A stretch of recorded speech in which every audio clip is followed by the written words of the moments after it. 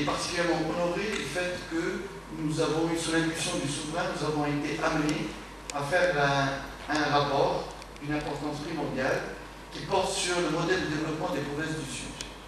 Il nous a été demandé en fait de faire ce travail, et le travail que nous avons fait est un travail qui a une caractéristique particulière, c'est que c'est véritablement la démocratie participative, puisque nous avons associé 1500 personnes qui sont des acteurs importants de la société civile, des acteurs politiques, des acteurs publics au niveau de ces régions pour arriver à identifier véritablement quel modèle de développement, quelles sont les difficultés qui existent aujourd'hui et quels sont les moyens de dépasser, je dirais, ces difficultés.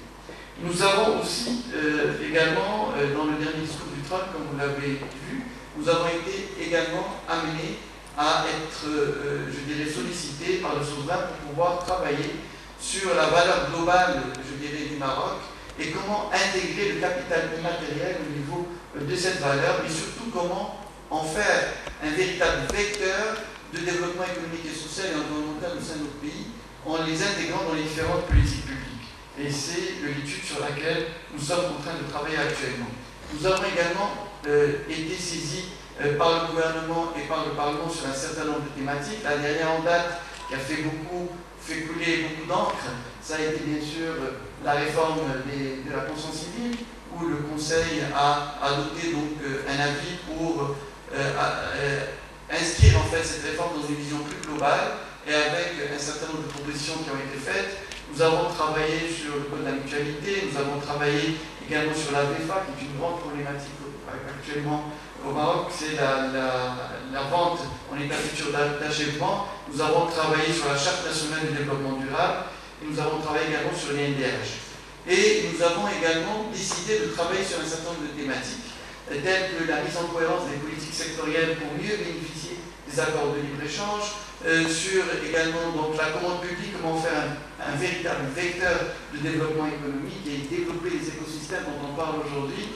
Nous avons travaillé également sur l'open data, nous avons travaillé sur l'égalité homme-femme. D'ailleurs, jeudi prochain, nous allons adopter notre rapport sur l'égalité homme-femme sur le plan économique. Et nous avons travaillé également sur l'inclusion des jeunes par la culture, sur la gouvernance intégrée de l'eau et sur l'économie verte.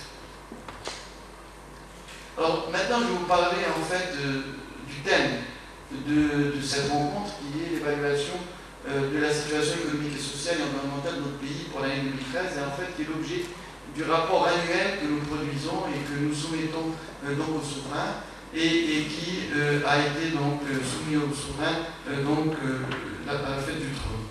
Alors, par rapport à ce rapport, nous avons d'abord mis l'accent sur le fait que l'économie marocaine a été amenée en fait à évoluer dans un environnement particulièrement difficile.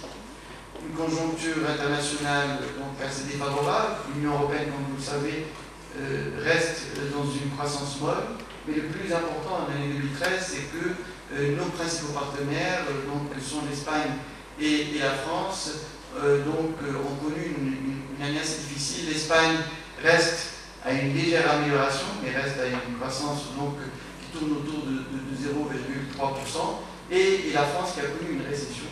Et il faut savoir que sur les exportations vers l'Union européenne, qui représentent 65%, je dirais, de nos exportations, 50% de ces exportations vont vers la France et l'Espagne. Ce qui montre l'importance finalement de ces marchés pour notre pays. Et donc ça a eu un impact direct sur la demande extérieure adressée à notre pays qui a évidemment ralenti.